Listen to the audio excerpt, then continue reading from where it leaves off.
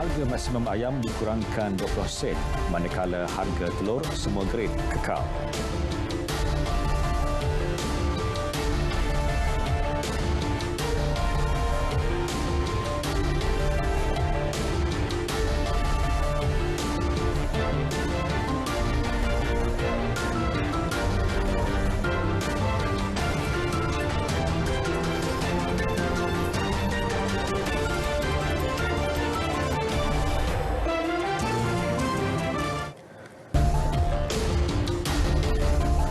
Assalamualaikum, salam sejahtera. Berita tengah malam bersama saya Muhammad Shah Musa. Yang di-Pertuan Agong Sultan Abdullah Rakyatuddin Al-Mustafa Billah Shah dan Raja Pemaisuri Agong Tunku Hajah Azizah Aminah Maimunah Iskandariah menzahirkan ucapan selamat Tahun Baru Cina kepada rakyat yang menyambutnya. Menerusi hantaran di laman Facebook rasmi Istana Negara, Seri Paduka Baginda berdua turut menzahirkan harapan semoga rakyat serta keluarga dilimpahi kesejahteraan, keafiatan dan keceriaan. Baginda berdua berharap sambutan Tahun Baru Cina mengukuhkan lagi perpaduan dan semangat muhibah sesama rakyat berbilang kaum, agama dan bangsa. Rakyat juga dinasihatkan agar meraihkan hari yang bermakna ini dengan mengutamakan keselamatan dan kesihatan diri dengan berdisiplin, mengamalkan kawalan kendiri serta mematuhi prosedur standard SOP yang telah ditetapkan kerajaan.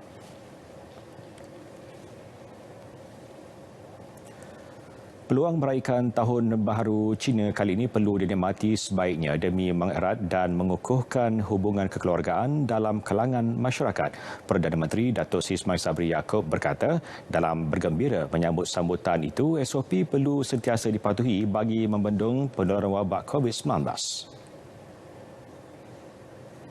Selepas 2 tahun terpaksa menyambut Tahun Baru dari kejauhan dan terpisah dengan keluarga, pada tahun ini, masyarakat Tionghoa dapat kembali meraihkan Tahun Baru Cina bersama ibu bapa dan keluarga. Peluang yang dinikmati ini diharap dapat mengerat dan memperkukuhkan lagi hubungan kekeluargaan. Bersempena sambutan Tahun Harimau, beliau menyeru agar semua rakyat bersatu hati menyokong usaha memulih dan menstruktur semula ekonomi negara bagi merealisasikan hasrat Malaysia sebagai negara maju. Menerusi perutusan sempena sambutan Tahun Baru Cina 2022 itu, beliau turut menzahirkan penghargaan kepada seluruh masyarakat Cina yang berganding bahu bersama kaum lain sebagai sebuah keluarga Malaysia. Perdana Menteri berharap segala usaha kerajaan untuk memastikan kestabilan ekonomi dan kesejahteraan rakyat dapat terus dipertingkat. Industri pengeluaran makanan akan diperkukuh untuk memastikan bekalannya tidak terjejas sekaligus menstabilkan harga di pasaran. Sehubungan itu, 9 inisiatif dipersetujui untuk dilaksanakan pada mesyuarat khas Majlis Tindakan Sara Hidup Negara NACOL yang diperkongsikan Perdana Menteri. Pertama, harga maksimum meruncit bagi ayam standard dikurangkan 20 sen daripada harga siling RM9.10 sekarang kepada RM8.90. Manakala harga telur ayam semua grade kekal seperti harga kawalan skim harga maksimum keluarga Malaysia SHMKM semasa. Pelaksanaan kedua harga ini bermula 5 Februari sehingga 5 Jun 2022. Kedua, kerajaan akan memberikan subsidi bagi pastikan harga barangan dapat dikawal seperti SHMKM. Perincian subsidi dilakukan pasukan khas mengenai kos sara hidup negara diketuai Kementerian Pertanian dan Industri Makanan. Ketiga, permit import ayam bulat dibuka kepada semua pemegang permit kelulusan AP bagi mengimport ayam. Keempat, Suruhanjaya Persaingan Malaysia MyCC diarah membuat siasatan sekiranya wujud kartel dalam pakatan menentukan harga ayam dan telur. Kelima, pelaksanaan program jualan keluarga Malaysia PJKM di 222 kawasan parlimen perlu dilaksanakan secara maksimum bagi membantu keluarga Malaysia mendapatkan barangan asas pada harga lebih murah. Keenam, pelaksanaan kedai harga patut perlu diaktifkan semula di seluruh negara dan menambah kekerapan operasi pasar tani. Ketujuh, Kementerian Kewangan diminta mengkaji insentif cukai untuk transformasi ladang ternakan ayam. Kelapan, permohonan pengambilan pekerja asing daripada Bangladesh dibuka secara berperingkat sejak 28 Januari lalu. Dan terakhir, koperasi yang terlibat dalam industri pertanian turut dilibatkan untuk menawarkan barangan asas tanpa orang tengah. Sementara itu, inisiatif yang diumumkan bagi mengurangkan kenaikan harga barang menunjukkan kecanaan kerajaan terhadap isu yang dihadapi oleh rakyat. Menteri di Jabatan Perdana Menteri Ekonomi Datuk Seri Mustafa Mohamed berharap langkah-langkah berkenaan mampu mengurangkan beban rakyat terutama ketika negara masih berada dalam fasa pemulihan selepas dilanda COVID-19 dan bencana banjir. Jelasnya, selain memperkenal langkah jangka pendek, kerajaan kekal komited menangani tekanan kenaikan harga bagi tempoh jangka panjang menerusi penubuhan pasukan petugas khas. Jangka panjangnya sudah pasti berkaitan harga makanan ayam, ya, macam mana kita nak cari bahan-bahan lain, ya, yang menggantikan jagung dan soya ini, ya. Ini jangka panjang. Dan jangka sederhana, jangka pendeknya ialah untuk membenarkan import ayam bulat dari luar negara dan tempoh dekat, ya, untuk menambah bekalan ayam. Kita di Malaysia ni kira 65 juta ekor ayam satu bulan dibeli oleh rakyat Malaysia. Jadi rakyat alu-alukan tindakan yang diambil kerajaan oleh NACO dan keputusan ini menunjukkan kecanaan kerajaan Perdana Menteri kita dalam konteks keluarga Malaysia untuk mengawal satu makanan yang penting bagi seluruh rakyat Malaysia, ya. Beliau berkata demikian selepas rakaman program inklusif di RTM.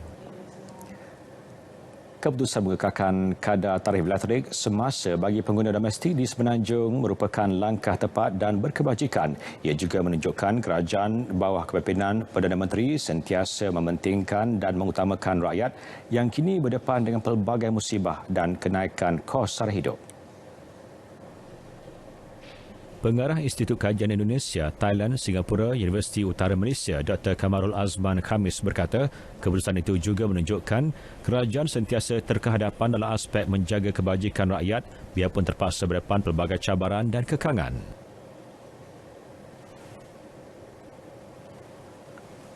Satu keputusan yang begitu baik di mana dalam keadaan pandemik COVID-19, ekonomi yang tidak menentu ini, dan kita melihat pelbagai musibah yang dihadapi di negara Malaysia khususnya apabila kerajaan di mana tindakan tarif elektrik ini maksudnya maintain, tidak kenaikan dan sebagainya. Ini merupakan satu pendekatan yang baik dibuat oleh kerajaan khususnya daripada Yang Amat Berhormat Perdana Menteri Malaysia Datuk Seri Ismail Sabri, dan saya melihat rata-rata masyarakat khususnya pedalaman begitu gembira dengan pendekatan yang dibuat oleh kerajaan ini. Dan ini juga merupakan satu pendekatan di antara pemimpin bersama rakyat. Denyut nadi rakyat. Pengekalan tarif elektrik itu bagi tempoh bermula esok hingga 31 Disember 2024. Penduduk terjejas kejadian angin ribut dan puting beliung di Ipoh Perak petang semalam menerima bantuan kewangan sebanyak RM1,300. Menteri Besar Datuk Seri Sarani Mohamad berkata ia melibatkan 219 penduduk di beberapa kawasan terjejas iaitu Taman Desa Seri Cepoh, Kampung Tawas, Taman Tasik Damai dan Kampung Seri Kelebang Tambahan Jaya. Beliau berkata wang ihsan RM300 telah diberikan terlebih dahulu. Penduduk kemudiannya akan menerima bantuan RM1,000 daripada Kerajaan Persekutuan menerusi Agensi Pengurusan Bencana Negara NADMA. Kita nak kena selesaikan dengan segera bumbung mereka yang tercabut ataupun bilangan zinc yang telah diterbangkan angin. Dibimbangi jika ada hujan turun, maka air hujan akan memberi kerosakan yang lebih teruk ke dalam kawasan rumah tersebut. Jadi kita sedang mencuba sedaya upaya untuk menyelesaikan masalah ini. Datuk Seri Sarani berkata demikian ketika melakukan tinjauan di Kampung Seri Kelebang Tambahan Jaya. Turut hadir Timbalan Menteri di Jabatan Perdana Menteri, Tugas-Tugas Khas Datuk Mastura Muhammad Yazid dan Esko Perak Datuk Muhammad Zulkifli Harun. Sementara itu, Datuk Mastura berkata pihaknya sedang menunggu senarai mangsa dan kediaman yang terlibat daripada pejabat daerah Kinta untuk menyalurkan bantuan wang ihsan NADMA dengan segera. Setakat ini, hanya satu pusat pemindahan sementara dibuka di Dewan Orang Ramai Kampung Tawas menempatkan 4 penduduk. Sempena sambutan Tahun Baharu Cina, 10 keluarga di sekitar Sanglang dan Simpang 4 di Perlis menerima sumbangan bakul makanan dan angpau. Menteri Besar Dato' Seri Azlan Man berkata sumbangan itu sebagai keprihatinan pihak unit penyerasan pelaksanaan jabatan Perdana Menteri kepada komuniti Cina yang akan menyambut perayaan itu. Beliau menyatakannya ketika menyerahkan sumbangan berkenaan sempena program ziarah kasih I Care for You Keluarga Malaysia, anjuran Pejabat Pembangunan Persekutuan Negeri Perlis.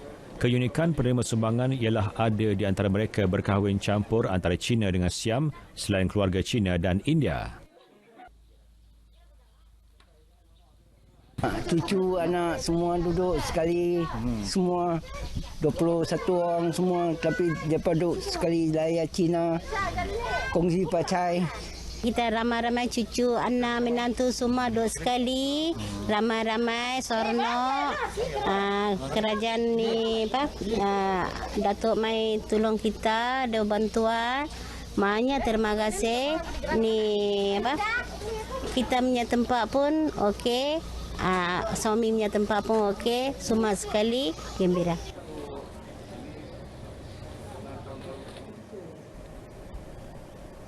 Di Kedah, prihatin dengan kesungguhan dan semangat pengorbanan anggota pasukan bomba sukarela PBS Simpang 4 Alusta, NGO Pertubuhan Generasi Gemilang Kuala Kedah Gagah tampil menyampaikan sumbangan. Sumbangan diserahkan pengerusi Gagah yang juga ahli Majlis Bandaraya Alusta, Datuk Abdul Muttalib Harun.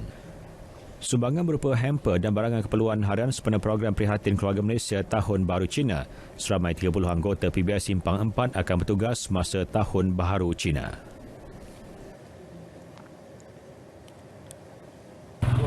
Pasukan bomba sukarela Simpang 4 ucapkan Selamat Tahun Baru Cina 2022. Kongsi Fatai.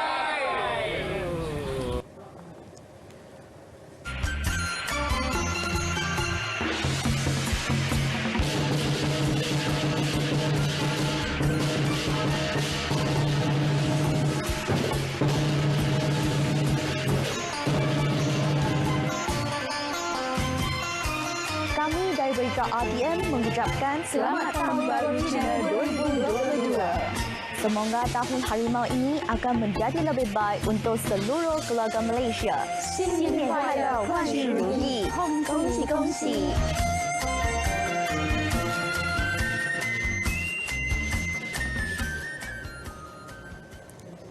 Bertemu kembali. Meningkatkan kualiti kehidupan warga wilayah menerusi misi ke arah sifar Projek Perumahan Rakyat Termiskin Sifar PPRT.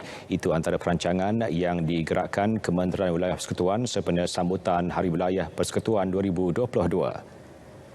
Menterinya Datuk Seri Dr. Syahidan Kasim berkata pendekatan awal yang perlu dilaksana adalah memastikan warga wilayah memperoleh pendapatan melepasi tahap miskin tegar.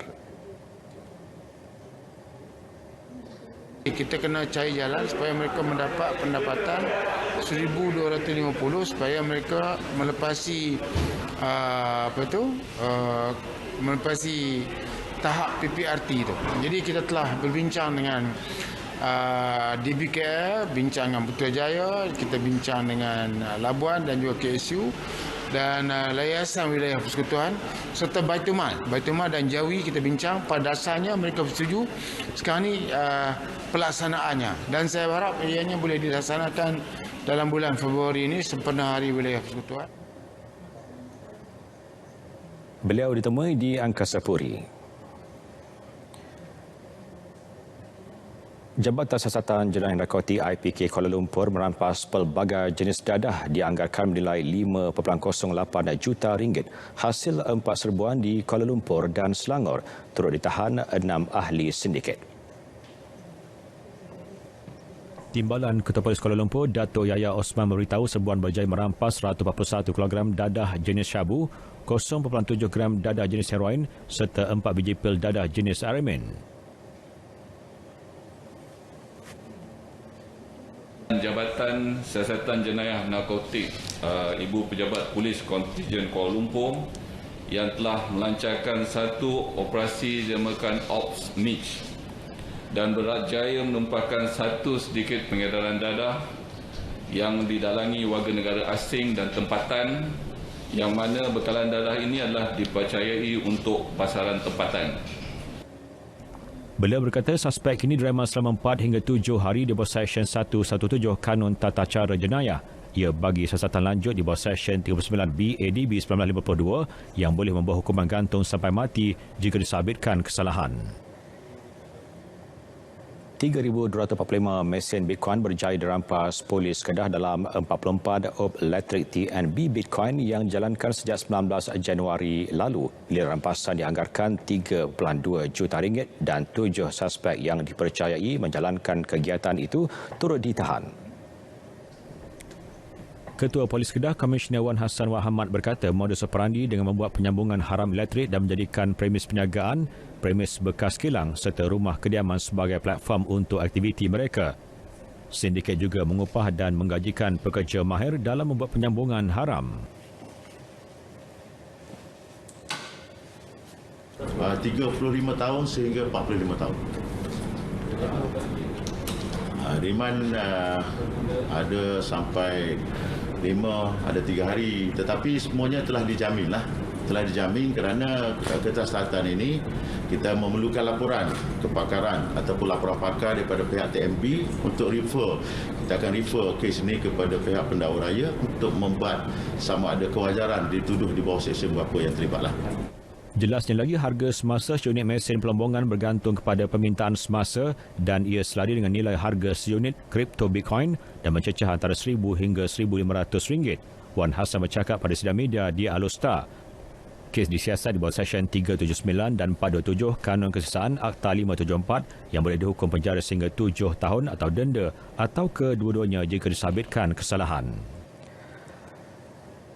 6 lelaki dan seorang wanita ditahan selepas positif dadah menerusi operasi Tahun Baru Cina di Plaza Tol Skudai, Johor Bahru setakat petang hari ini. Operasi melibatkan 170 anggota penguatkuasa turut menumpukan kepada penunggang motosikal selain pemeriksaan di 8 depoh bas termasuk di Terminal Rakin Johor Bahru dan Terminal Bentayan Muar.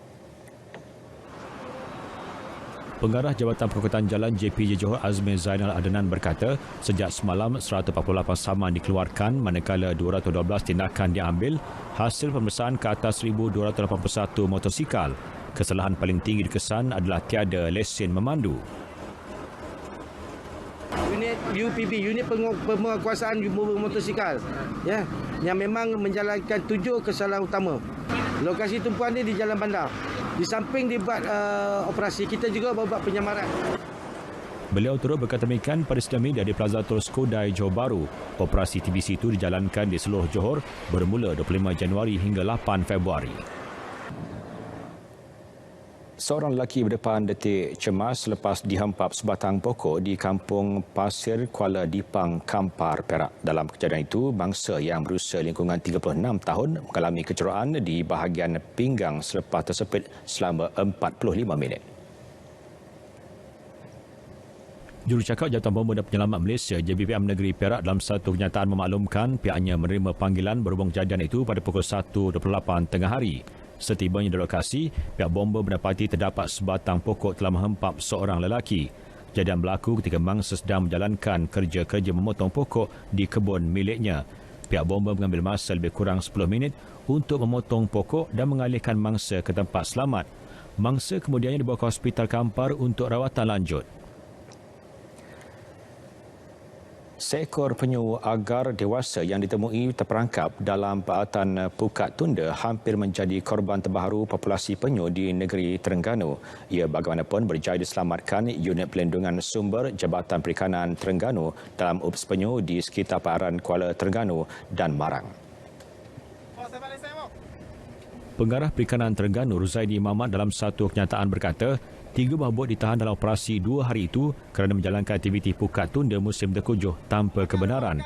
Sebuah lagi bot Pukat Jerut Ikan Zon C turut ditahan di kawasan Pulau Tenggol atas kesalahan menggunakan kru asing tanpa kebenaran Ketua Pengarah Perikanan. Keempat-empat bot berkenaan dibawa ke Pangkalan Pulau Kambing untuk disiasat mengikut Seksyen 11-3-A, 11-3-B dan Seksyen 8-B Akta Perikanan 1985. Sepanjang Januari tahun ini, 16 ekor penyu agar dan seekor penyu lipas ditemui mati di perairan Terengganu berbanding 51 ekor sepanjang tahun lepas. Punca kematian termasuk termakan plastik, disyaki lemas terperangkap dalam peralatan menangkap ikan atau perbuatan khianat manusia. Jabatan Perikanan Terengganu menyuruh orang ramai melaporkan sebarang penemuan penyu yang masih hidup atau mati ke talian hotline Fishcom di 0388704058 atau Pejabat Perikanan Daerah berhampiran. Melakukan aktiviti menangkap ikan menggunakan pukat lohong haram, 7 lelaki tempatan yang berusia antara 18 hingga 34 tahun ditahan bersama sebuah bot nelayan pada kedudukan 0.2 Batu Nautika Timur Laut Tanjung Bunga tengah malam semalam. Menurut Pengarah Maritim Pulau Pinang, Kapten Maritim Abdul Razak Muhammad, mereka ditahan ketika pihaknya membuat rondaan di sekitar perairan berkenaan. Pemeriksaan mendapati mereka menggunakan peralatan yang tidak dibenarkan oleh Jabatan Perikanan. Bot terbabit dikesan berpangkalan di Bakau Tua Penaga. Kesemua yang ditahan dibawa ke Ibu Pejabat Maritim Pulau Pinang. Kes disiasat mengikut Akta Perikanan 1985 kerana menggunakan peralatan menangkap ikan yang tidak dilesenkan.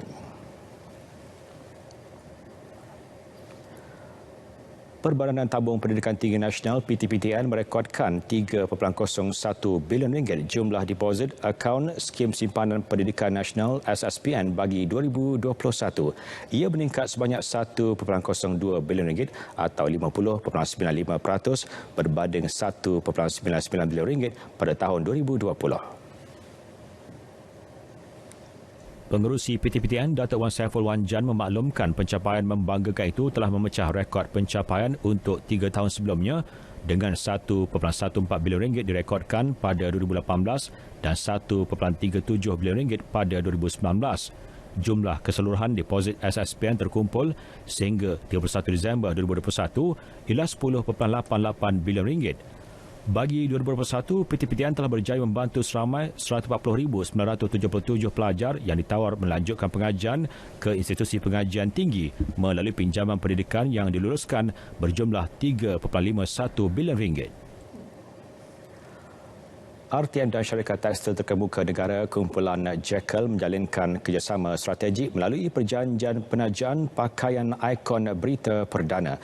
Menteri Komunikasi dan Multimedia Tan Sri Anwar Musa berkata kerjasama itu sebahagian usaha mempertingkatkan imej stesen RTM selain mengetengahkan wajah baru kepada dunia penyiaran melalui fashion. Telah banyak transformasi yang telah dilakukan oleh RTM dalam berbagai-bagai sudut. Malah pada masa ini tidak salah kalau saya katakan RTM bukan saja mengekalkan sebagai satu saluran broadcasting yang mempunyai kewibawaan, boleh dipercayai, berita yang sahih dan sebagainya, tetapi juga mempunyai gaya persembahan yang cukup menarik dan tidak kurang daripada stesen-stesen televisyen yang lain. Beliau berkata demikian selepas majlis kerjasama antara kumpulan Jekyll dan RTM di Ibu Negara. Kerjasama itu juga sebahagian usaha transformasi komponen berita dan ewas masa selain penambahbaikan kepada kandungan berita, penyampaian dan penampilan personaliti penyampai RTM. Kerjasama melibatkan tempoh 6 bulan dan pakaian tajaan mula diperagakan bermula 3 Februari 2022 setiap hari 8 malam di saluran TV1 dan TV2.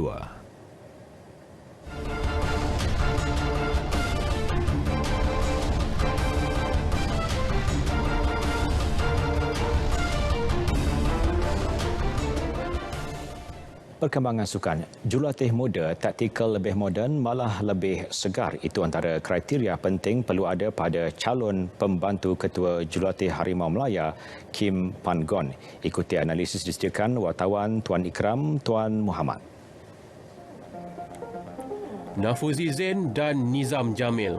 Itu antara calon sesuai memikul peranan membantu Kim Pan Gon meningkatkan mutu permainan skuad negara. Pendekatan taktikal hantaran pendek yang sering digunakan Nafuzi dilihat sesuai bagi permainan bola sepak moden, manakala penolong jurulatih Selangor FC, Nizam Jamil, juga ada sentuhan yang menarik. Ini pandangan Nizam Adha Yusof yang lebih mengenali sentuhan dua calon tersebut. Saya rasa perlu diberi perhatian, perlu diberi peluang untuk menimba pengalaman dengan jurulatih daripada Korea. Saya rasa memang sesuailah untuk jawatan pembantu jurulatih.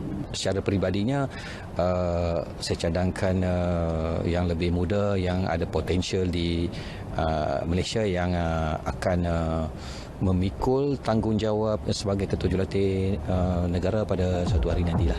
Pandangan yang dilontarkan Nizam Adha turut disokong oleh Datuk Ramlan Askolani yang mengakui Nafuzi dan Nizam lebih memahami keperluan semasa pemain. Bukan itu sahaja, pengalaman mereka juga terbukti apabila berjaya mengilap pemain muda termasuk Faisal Halim, Hakimi Abdullah, Arif Farhan Mat Isa dan Daniel Amir. Jangan semua pemain lama. Kalau terlalu lama, berumur, semua kata average 35, 32. So, bila kita lawan dengan contoh Thailand, kita lawan dengan Vietnam, dengan laju, dengan fizikal dia, Indonesia dengan budak pemain-pemain baru, nampak kita jauh ketinggalan. So, kalau yang kita ada pemain-pemain muda ni, diserapkan untuk, katalah umur 19-20, mereka boleh main lagi dalam masa 7-8 tahun ini.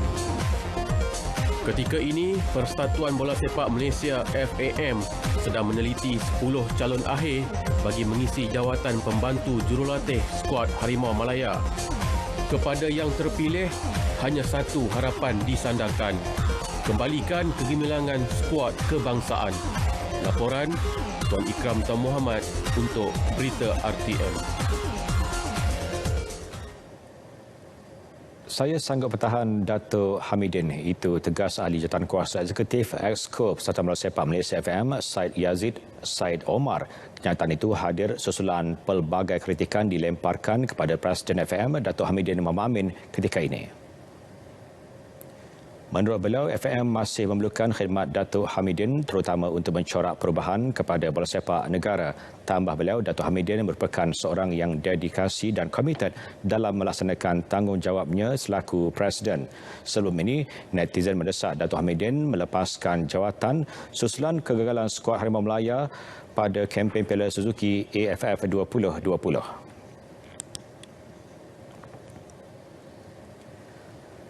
Bekas pemain pertahanan dari klub Brazil Sao Paulo antara 3 pemain import diumum Sabah FC, Jackson de Souza, 31 tahun, dibawa masuk bagi memperkuat cabaran pasukan dalam saingan Liga Malaysia musim ini. Sabah FC menerusi kenyataan memaklumkan pasukan itu turut mendapatkan 2 pemain bagi posisi penyerang iaitu Neto Pessoa, 27 tahun, juga dari Brazil, dan Taiki Kagayama, 25 tahun dari Jepun. Kenyataan itu menyebut de Souza mula bermain secara profesional untuk Sao Paulo dari 2008 hingga 2010. Selain 9 kelab lain di Amerika Selatan hingga tahun lalu, antaranya Internacional dan Palmeiras. Dia telah membuat 205 penampilan bersama kelab yang diwakilinya dan berjaya menjaringkan sebanyak 11 gol. Kelab terakhir yang diwakilinya adalah Fortaleza Esporte Clube di Brazil. Ketua Jurulatih Dato' Ong Kim Swee sebelum ini menyatakan keyakinan kehadiran ketiga-tiga pemain import Sabah FC dilihat akan membawa perubahan kepada strategi permainan yang sedang dicaturnya untuk pasukan. Berita tengah malam berakhir di sini. Selamat Tahun Baharu Cina. Dapatkan dos penggal anda dan lari reporter Berita RTM di berita.rtm.gov.my untuk perkembangan berita terkini dan sahih. Assalamualaikum dan selamat malam.